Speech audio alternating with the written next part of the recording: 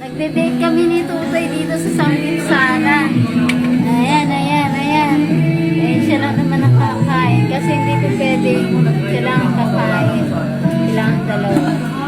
Eh, kami bunso. Hindi na nakakain. Hindi siya nakakain yan.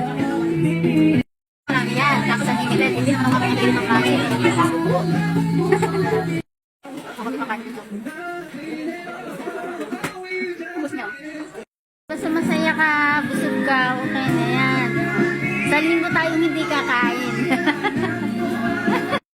Diba? Kung tagbayad. Hindi nga tayo naka-second na ano eh. Naka-second buhay. Yung isang kuha lang. Gusto kang humingi ng ano ko dito, Mark. Dali na lang kaya natin. Ito, kung bayad.